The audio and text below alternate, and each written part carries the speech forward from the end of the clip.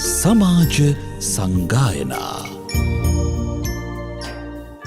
නමෝ තස්ස භගවතු අරහතෝ සම්මා සම්බුද්දස්ස නමෝ තස්ස භගවතු අරහතෝ සම්මා සම්බුද්දස්ස නමෝ තස්ස භගවතු අරහතෝ සම්මා සම්බුද්දස්ස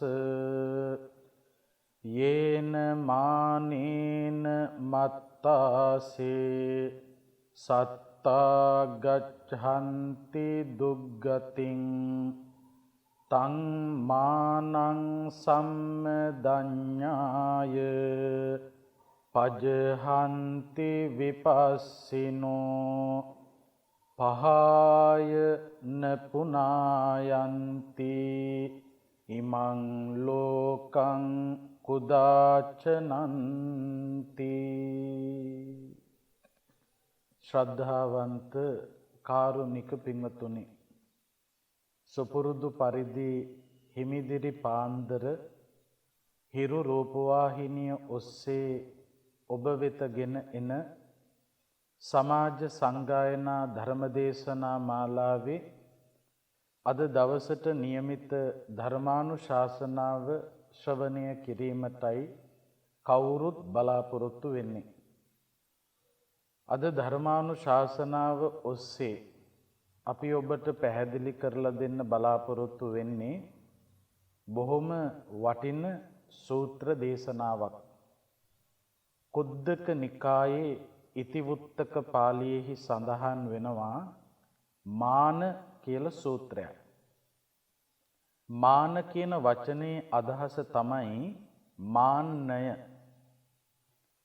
ඔබට අපට අපේ සිතිවිලි පිළිබඳව සිහිපත් කරනකොට විවිධ අවස්ථාවලදී මේ මාන්නය වැඩෙන අවස්ථා, මාන්නය පාලනය වන අවස්ථා ඕන තරම් ජීවිතේ හමු වෙලා ඇති. බුදුරජාණන් වහන්සේගේ දේශනාවට අනුව මේ මාන්නය කියලා කියන්නේ තමන්ගේ ජීවිතයට අහිත පිණිස පවතින බරපතල ක්ලේශයක්. ඒ නිසාම තමයි මේ මාන්නය ප්‍රහීන කිරීම සඳහා අපි උනන්දු විය යුතු වෙන්නේ.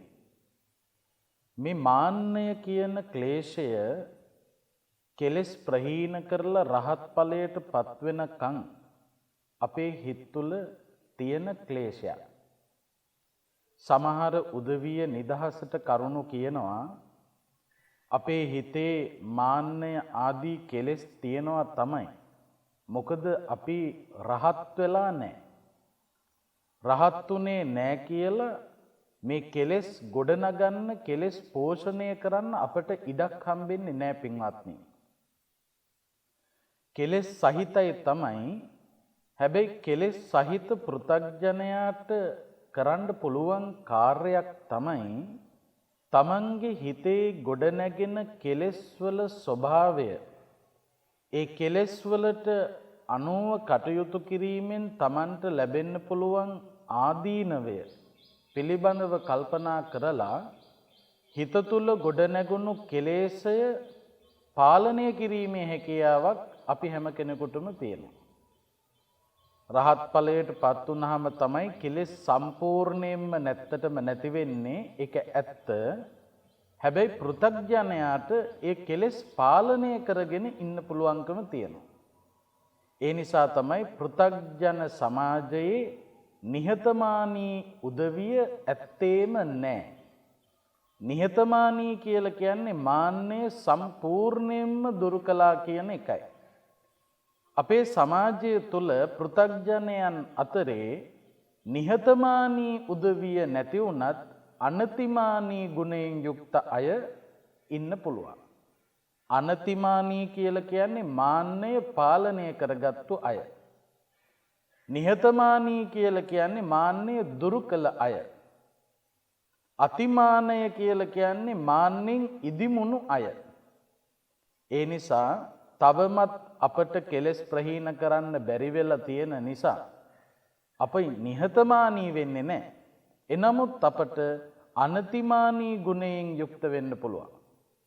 ඒ අනතිමානී ගුණය පෝෂණය කරන කෙනෙකුට සංසාර ගමන සැපවත් කරගන්න පුළුවන්කම ලැබෙනවා. මාන්නය ප්‍රගුණ කොට වාසය කරන කෙනා පරලොව ගමන දුක්ඛිත මට්ටමකට පත් කරගන්නවා. ඒ කෙනා සතර අපාය ගිහිල්ලා උත්පත්තිය ලබනවා.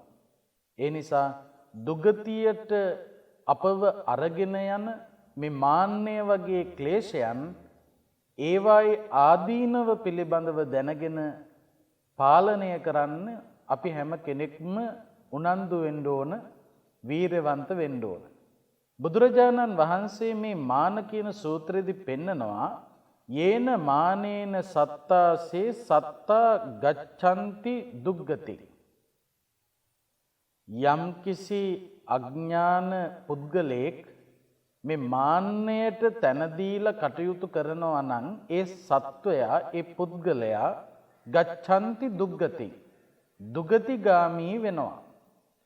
තං මානං සම්මදඤ්ඤාය පජහන්ති විපස්සිනෝ.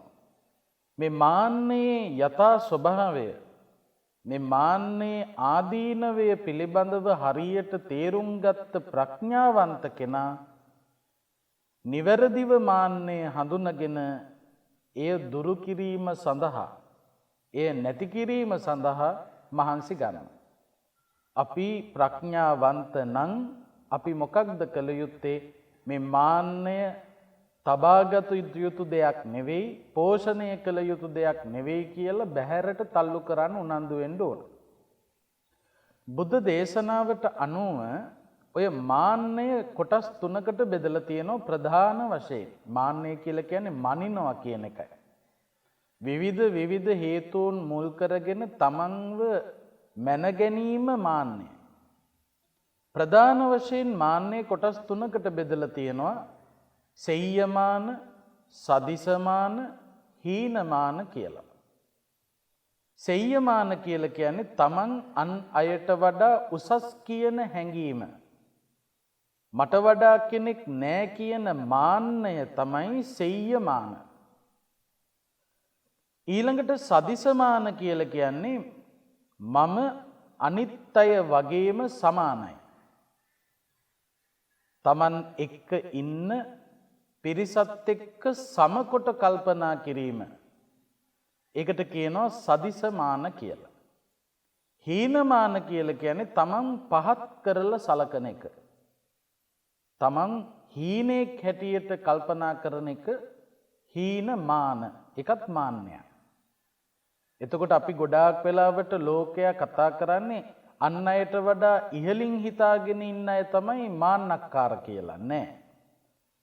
මේ සමාජයේ අන් අයට වඩා මම හරි හීනයි, මට ඇති දෙයක් නෑ, මම දක්ෂයෙක් නෙවෙයි කියලා තමන් පිළිබඳව අවතක්සේරුවකින් කතා කරනවා නම්, ඍණාත්මකව හිතනවා නම් අන්න ඒකෙනත් මාන්නක්කාරයෙක් තමයි. ඔය මාන්න තුනම හොඳ නෑ. සෙය්‍යමාන, සදිසමාන සහ හීනමාන. එතකොට මේ සෙය්‍යමාන, සදිසමාන, හීනමානත් ප්‍රධාන වශයෙන් කොටස් දෙකකට වෙන් කරන්න පුළුවන්. සෙය්‍යමාන, සදිසමාන, හීනමාන කියන මේ කාරණා තුන තවත් කොටස් දෙකකට තුනම බෙදෙනවා. ඒ තමයි යාථාව මානය සහ අයාථාව මානය. යාථාව මානය කියලා කියන්නේ ඒ තුල සැබවින්ම ඒ ස්වභාවය අන්තර්ගතයි. ඒ කියන්නේ සෙය්‍යමාන, සදිසමාන, හීනමාන කියන මේ තුන යාථාව සෙය්‍යමාන, යාථාව සදිසමාන, යාථාව හීනමාන කියලා වර්ගීකරණය වෙනවා.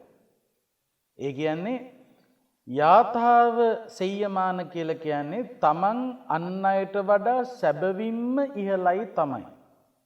ලෝකයා පිළි අරගෙන තියනවා ඔබව ඒ හැම කෙනෙකුටම වඩා ඉහළින්. සැබවින්ම තමන් ඉහළත්වයට පත් වුනහම අන්න ඒ කෙනාට ඇති වෙන්නේ යාථාව සෙය්‍යමාන. ඒක ඇත්ත. ඒ කෙනා තමයි ඉහළින් ඉන්නේ. ඊළඟට යථාව සදිසමාන. අන් අයත් එක්ක බලනකොට තමන්ගේ කිසිම වෙනසක් නැහැ. ඉහළ මට්ටමකුත් නැහැ, පහළ මට්ටමකුත් නැහැ. තමන් සමානයි තමයි. සැබවින්ම සමානයි. ඒ සැබවින්ම සමාන කම නිසා ඇතිවෙන මානයට කියනවා යථාව සදිසමාන කියලා. ඊළඟට යථාව හීනමාන. සැබවින්ම අන් අයත් එක්ක බලනකොට තමන් පල්ලෙහා මට්ටමේ තමයි ඉන්නේ. හීන මට්ටමක තමයි ඉන්නේ. ඒ සැබවින්ම හීන මට්ටමක ඉන්න නිසා ඒ කෙනා තුළ ඇති වෙනවා මාන්නයක්. ඒකට කියනවා යථාව හීනමාන කියලා. ඊළඟට අයථාව සෙය්‍යමාන, අයථාව සදිසමාන, අයථාව හීනමාන. අයථාව කියලා කියන්නේ තමන් උසස් කියලා හිතුවට සමාජයේ එහෙම උසස්කමක් නැහැ. ඒක ඒ කෙනාගේ වැරදි චින්තනයක්. අයථාව සෙය්‍යමාන. තමන් අන් හැම කෙනෙකුටම වඩා උසස් කෙනෙක් කියලා හිතනවා. හැබැයි සැබවින්ම එහෙම එකක් නෙවෙයි තියෙන්නේ. උසස් නැහැ. අයථාව සදිසමාන. තමන් අන් අයත් එක්ක සමකොට දකින්න, නමුත් එහෙම සමාන කරන්නත් බෑ. ඊළඟට අයථාව හීනමාන. තමන් අන් අයට වඩා පහත් කියලා හිතනවා. හැබැයි ඒක සැබෑවක් නෙවෙයි. තමන්ට වඩා තමන් ඉහළ මට්ටමක ඉන්නවා වෙන්න පුළුවන්. අන්න ඒ විදියට මේ මාන්න තුනම බෙදන්න පුළුවන් යථාව මාන සහ අයථාව මාන කියලා. ඊළඟට තවත් පැත්තකින් මේ මාන්නේ බෙදන්න පුළුවන්. සමහර උදවියට සෙය්‍යස්ස සෙය්‍යමාන, සෙය්‍යස්ස සදිසමාන, සෙය්‍යස්ස හීනමාන. උසස් අය අතරේ, ශ්‍රේෂ්ඨත්වයට පත්වෙච්ච අය අතරේ, ඉහළට පත්වෙච්ච අය අතරේ මම ඉහළයි කියලා හිතන එක සෙය්‍යස්ස සෙය්‍යමාන. ලෝකේ පිළිගත්තු ප්‍රභූ පැලැන්තිය විශේෂයෙන් මෙන්න මේ මාන්නයට පත් වෙනවා. මෙන්න මේ සමාජයේ පිළිගත්තු ශ්‍රේෂ්ඨයින් අතරේ මම ඉහළයි කියලා හිතන එක තමයි සෙය්‍යස්ස සෙය්‍යමාන කියලා කියන්නේ. ඊළඟට සෙය්‍යස්ස සදිසමාන. ලෝකයේ ඉහළින් පිළිගත් අය අතරේ සමානයි මම. සෙය්‍යස්ස හීනමාන. ලෝකයේ ශ්‍රේෂ්ඨයන් අතරේ තමයි මම ඉන්නේ. හැබැයි ඒ ශ්‍රේෂ්ඨයන් අතරින් මම හීනයි. ඊළඟට තවත් පැත්තකින් මාන්නය කතා කරන්න පුළුවන්. සදිසස්ස සෙය්‍යමාන, සදිසස්ස සදිසමාන, සදිසස්ස හීනමාන. ඒ කියන්නේ සමාන කොට දකිනවා මම අන් අයත් එක්ක සමානයි. හැබැයි මේ සමාන අය අතරේ මම ඉහළයි. සමාන අය අතරේ මම සමානයි. සමාන අය අතරේ මම පල්ලෙහා මට්ටමේ ඉන්නේ. අන්න එහෙම ආකල්ප ඇති වෙන්නත් පුළුවන්. ඊළඟට ඕකම බෙදෙනවා හීනස්ස සෙය්‍යමාන, හීනස්ස සදිසමාන, හීනස්ස හීනමාන කියලා. ඒ කියන්නේ හීන පල්ලෙහා මට්ටමේ අය අතරේ සමහරකට පහත් කුල, එහෙම නැත්නම් පහත් මට්ටමේ අය, නමුත් ඒ අය හිතනවා මේ පල්ලෙහා මට්ටමේ අය අතරේ මම තමයි ඉහළින් ඉන්නේ. පල්ලෙහා මට්ටමේ ඉන්න අය අතරේ සමානව තමයි මම ඉන්නේ. පල්ලෙහා මට්ටමේ ඉන්න අයටත් වඩා පල්ලෙහා මට්ටමක තමයි මම ඉන්නේ. ඔන්න ඔය විදිහට මේ මාන්නය ඇති වෙන්න පුළුවන්. මෙන්න මේ අදහස් Tamanට විවිධ අවස්ථාවලදී මතුවෙන්න පුළුවන්. කෙසේ නමුත් ඔන්න ඔය මාන්නය නිසා විශේෂයෙන් අතිමාන්නය වාගේ එකක් ආවහම ඒ කෙනාගේ ජීවිත ගමනට අලාභ සිද්ධ වෙනවා මිසක්කා ලාභයක් සිද්ධ වෙන්නේ නැහැ පින්වත්නි. හොඳට මතක තියාගන්න මේ මාන්නය කියන එක සමහරු ආභරණයක් හැටියට පැලඳ ගන්න හදනවා. සමහර වෙලාවට සමහරු හිතනවා මේ මාන්නෙන් හිටියේ නැත්තම් මේ මිනිස්සුත් එක්ක ඉන්න බෑ. මිනිස්සු අපිව 2.50ට දානවා. මිනිස්සු අපිව ගණන් ගන්නෙ නැහැ. මිනිස්සු අපේ ඔළුවට අත හොදන්න එනවා. ඒ නිසා මාන්නෙන් ඉන්න ඕන. මාන්නෙන් හිටියොත් තමයි අපට ප්‍රශ්නයක් එන්නේ නැත්තේ කියලා.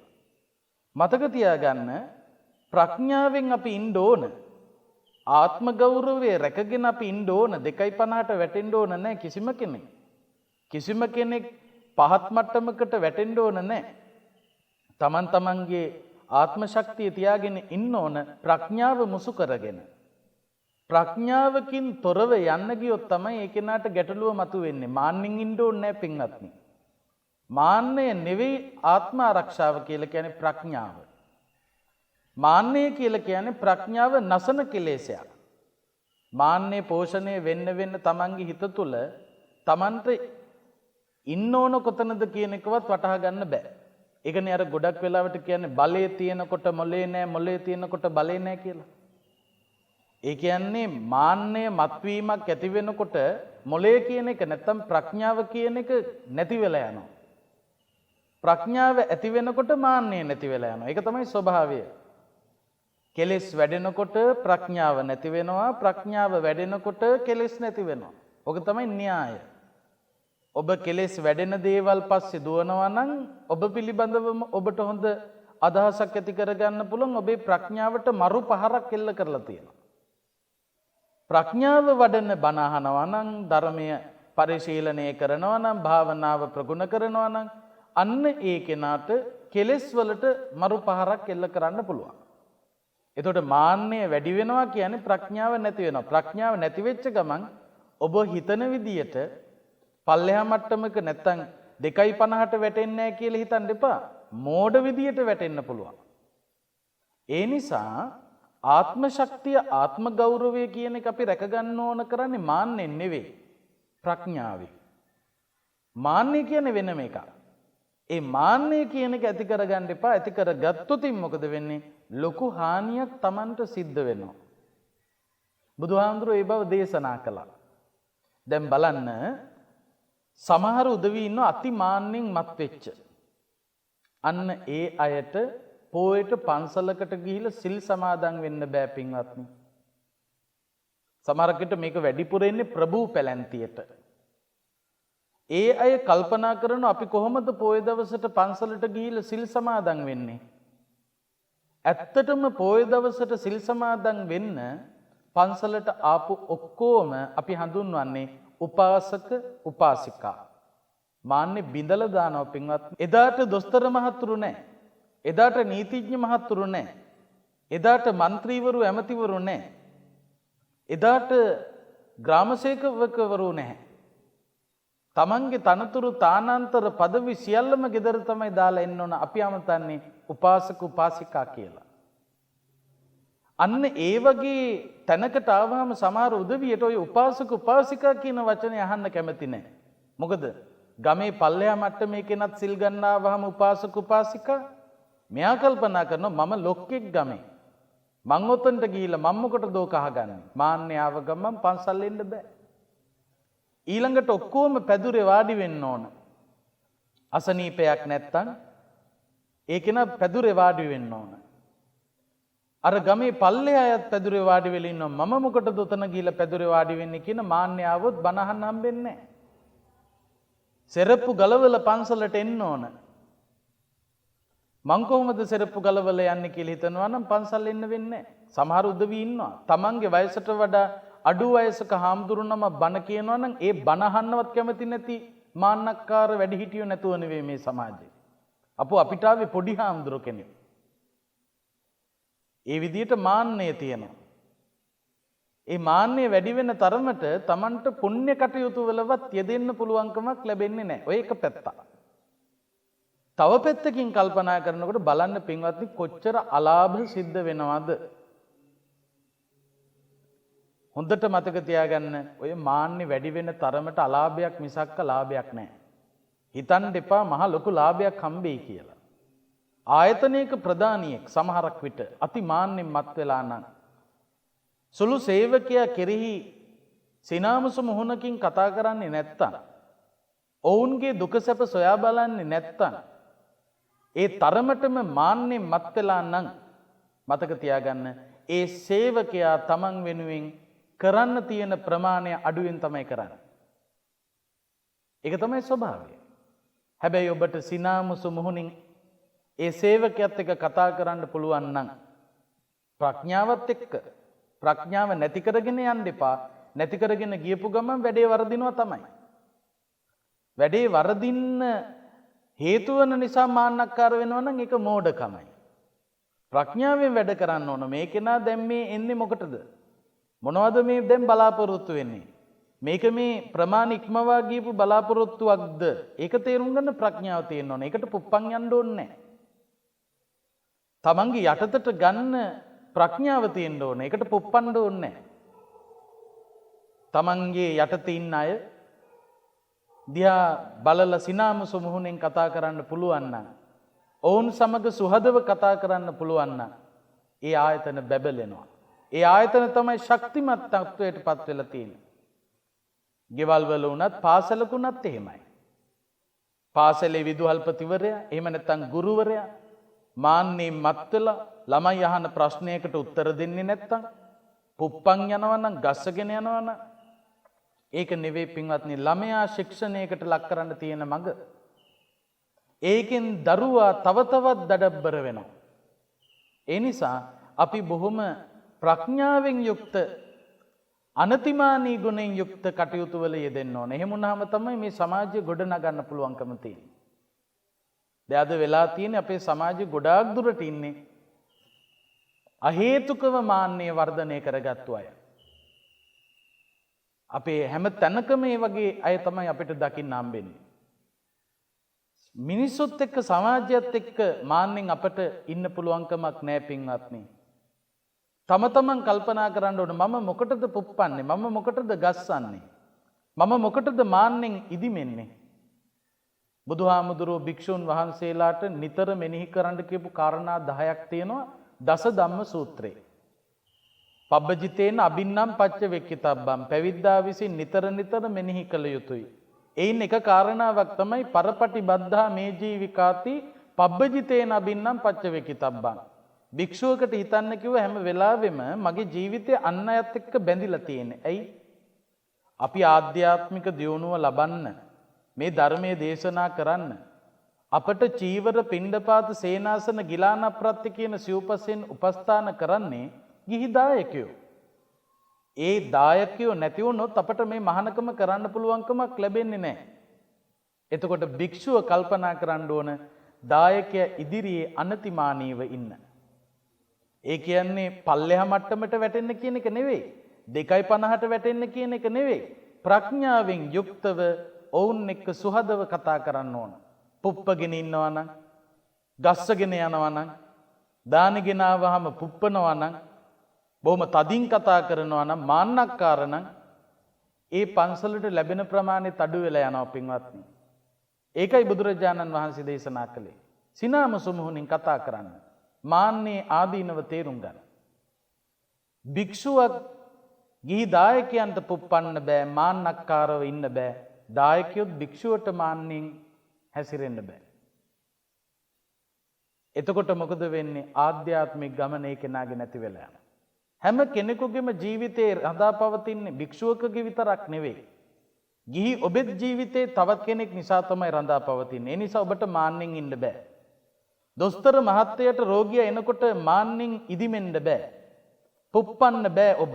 ගස්සන්න බෑ ඔබ. මොකද ඔබ ජීවත් වෙන්නේ රෝගියෝ නිසා. රෝගියා දොස්තර මහත්තයා ඉස්සරහා ගස්සන්න පුප්පන්න යන්න බෑ. මොකද රෝගියා ජීවත් වෙන්නේ දොස්තර මහත්තයා නිසා. එතකොට දොස්තර මහත්තයා රෝගියාටත් අනතිමානීව සලකන්න.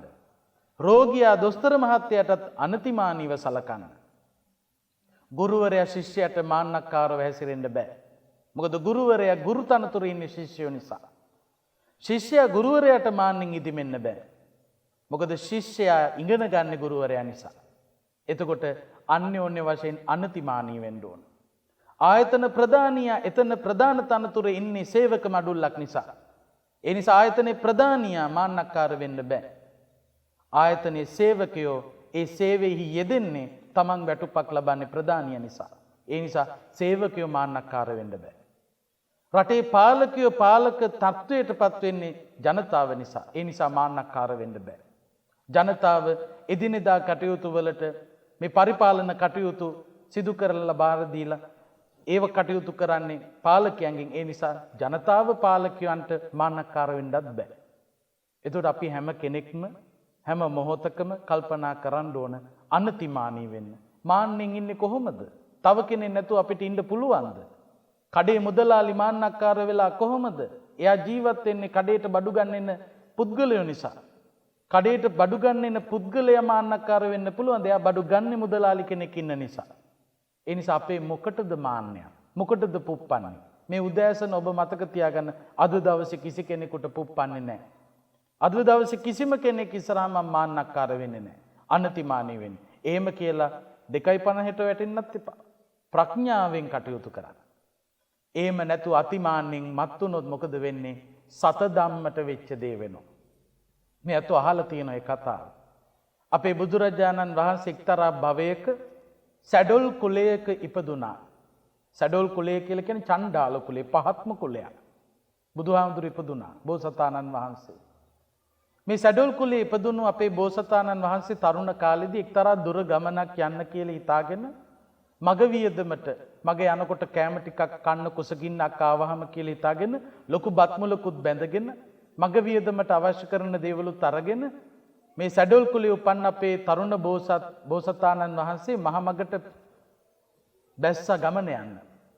ඒත් එක්කම මහමගට බැස්ස තවත් එක්කෙනෙක් තවත් තරුණයෙක්. එයා බ්‍රාහ්මණ මහාශාල කුලයට අයිති සතධම්ම කියලා කෙනෙක්. බ්‍රාහ්මණ මහාශාල කියන්නේ ඉහළ කුලයක්. ඉතින් දෙන්නම යනවා. එයා මග වියදමට බත් ටිකක්වත් අරන් ආවේ නැහැ.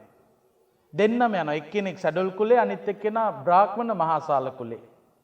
සතධම්ම කියන බ්‍රාහ්මණ මහාශාල කුලේ තරුණයා අහනවා බෝසතාණන් වහන්සේගෙන් ඔබේ කුලය මොකද්ද? බෝසතාණන් වහන්සේ කිසිම ඇඹරිල්ලක් නැතුව උත්තර දෙනවා මම සැඩොල් කුලේ. ඔබ මොකේද? මම බ්‍රාහ්මණ කුලේ. මාන්නෙන් උත්තර දුන්නා. ගමන පිටත් වෙලා ගියා. එක්තරා අවස්ථාවක කුසගින්න දැනුණා බෝසතාණන් වහන්සේට. මොකද කලේ වතුර තියෙන තැනක නැවතිලා බත් මුල ලිහලා Taman එක්ක ගමන යන බ්‍රාහ්මණ මහාශාල කුලේ සතධම්මට කතා කළා එන්න බත් ටිකක් කන්න. සතධම්මට කේන්ති ගියා. සතධම්ම බැන්න. ඔබ වගේ සැඩොල්ෙක්ගේ කෑම මං කන්නේ නැහැ. මම බ්‍රාහ්මණ කුලේ. අන්තිමේදී මොකද කළේ අපේ බෝසතාණන් වහන්සේ තමම් ඒ කෑම ටික කෑවා. කාලේ ඉවර වෙලා කොටසක් ඉඳුල් නොකොට තියාගත්තා ඊළඟට කුසගින්න ආවහම කන්න. ඉතුරු ටික බැඳගෙන ආයසරයක් කෑම ටික කාලා කට හොදගෙන වතුර ටික බීලා මූණ කට හොදගෙන ආයෙත් පිටත් වුණා දෙන්නම. දැන් බොහෝ දුර යනකොට හවස් වෙනකොට සතධම්මට හොඳටම කුසගින්න. ආයසරයක් බෝසතාණන් වහන්සේ සැඩොල් කුලේ තරුණයා මොකද කළේ කෑම ටික කන්න ලෑස්ති වුණා. බත් මුල දිග ඇරියා. හැබැයි සතධම්මගේ මූණවත් බැලුවේ නැහැ. මොකද එකපාරක් කන්ට කතා කරලා හොඳට අහගත්තා. ඒ නිසා මේ සැරේ මොකද කළේ කතා කළේ නැහැ. කන්න පටන් ගත්තා. දැන් සතධම්මට බඩගින්න හොඳටම ඉහළට ගියා. ඔය ඔක්කොම මාන්න ඉවරයි බඩගින්නට. සතධම්ම මොකද කළේ කල්පනා කරනවා දැන් නම් කතා කළොත් සැඩොලගේ උනත් කමන්නේ බත් ටික කාලා මට බඩ පුරව ගන්න ඕන දැන් කතා කරයි කියලා කන දිහා බලාගෙන ඉන්නවා. බෝසතාණන් වහන්සේ නෙවෙයි කතා කරන්නේ. ඊට පස්සේ සතධම්ම කල්පනා කළා දැන් නිහඬව මං හිටියොත් ඉතුරු ටිකත් මෙයා කාලා දානවා. ඒ නිසා ඔක්කොම කාලා ඉවර වෙන්න ඉස්සලා ගිහිලි ඉල්ලන් කන්න ඕන කියලා ඒ තරමටම බඩගින්න. බ්‍රාහ්මණ මහාශාල මහා ලොකු කුලයේ කියන එක පැත්තකට තල්ලු වෙලා ගියා. ගිහිල්ලා අර සැඩොල් කුලේ තරුණයාගෙන් අපේ බෝසතාණන් වහන්සේගෙන් මට කුසගිනී කෑම ටිකක් දෙන්න කියලා ඉල්ලුවා. අපේ බෝසතාණන් වහන්සේ බොහොම සතුටින් කෑම ටික දුන්නා. ඒ කෑම ටික කෑව කුසගින්න නිවා ගත්තා. ඊට පස්සේ ආයෙ මාන්නය ආවා. ඔන්න බලන්න. මාන්නේ කියන එක එහෙමයි. යම් යම් අවස්ථාවලදී මාන්නේ වැටෙනවා. ඊට පස්සේ ආයෙ වැඩෙනවා. දැන් සතධම්මගේ මාන්න ඉහළටම ගියා. කල්පනා කළා බලන්නකො මට මේ සැඩොලගෙන් කෑම කන්න වුණා මගේ පරපුරට මගේ කුලයට මං කලේ මහා ලොකු නිග්‍රහයක් මං වගේ කෙනෙක් ආයේ කුලේ ඒ අය ඉදිරියට යන්න හොඳ නැහැ කියලා මාන්නේ අතිමාන්නේ ප්‍රගුණ කර කර ඉඳලා ලේවමනේ ගියා කියලා කියනවා. අන්තිමේදී මෙයා කල්පනා කළාලු මං සැඩොලෙක්ගෙන් කෑම කෑවනේ මං කොහොමද මගේ කුලයේ අයත් එක්ක ඉන්නේ මම මගේ කුලයට නිග්‍රහයක් කළේ කියලා වනගත වෙලා තනිවම ඉඳලා අනාථව මැරිලා ගියා. බලන්න පින්වත්නි සතධම්මට අනාථව මැරෙන්න උනේ ඇයි? මාන්නය. අතිමාන්නය. මතක තියාගන්න අතිමාන්නෙන් යුක්ත අයට ඉන්න පුළුවන්කම තියෙන්නේ තනියමයි. කැලෑවකට ගිහිල්ලා කණ්ඩ නැතුව බොණ්ඩ නැතුව අන්න එහෙම තමයි ඉන්න වෙන්නේ. අනාථව මැරෙන්නයි වෙන්නේ. ඒ නිසා පින්වත්නි මාන්නය පාලනය කරගමු. අපි හැමෝම හැම කෙනෙක් පිළිබඳවම බොහොම අනතිමානි ගුණයෙන් දකිමු. මේ හිමිදිරි පාන්දර ඔබ හොඳට මතක තියාගන්න. ඔබ සේවය කරන තැන, ඔබ යන එන තැනදී ප්‍රඥාවන්ත වෙන්න, ඔබේ ආත්ම ගෞරවය ආරක්ෂා කරගන්න, මාන්නය අඩු කරගෙන අනතිමානී වෙන්න, සමාජය ලස්සන කරන්න. මේ සමාජය අනතිමානී ගතියෙන් පිරුණු සමාජයක් බවට පත් වෙන්න මේ උදෑසන හිරු රූපවාහිනිය ඔස්සේ විකාශනය කළ සමාජ සංගායනා ධර්ම දේශනාව ඔබට අපට රටට ලොවට යහපත පිණිසම පවතිවා කියලා ප්‍රාර්ථනා කරන්න. මෙපින් බලෙන් කාටත් උතුම් ධර්ම අවබෝධය සිද්ධ වේවා. ආකාසට්ටා චුම්මට්ටා දේවා නාග මහිද්దికා පුඤ්ඤන්තං අනුමෝදිත්වා චිරන් රක්ඛන්තු ශාසනං චිරන් රක්ඛන්තු දේශනං චිරන් රක්ඛන්තු ත්වං සදා. සමාජ සංගායනා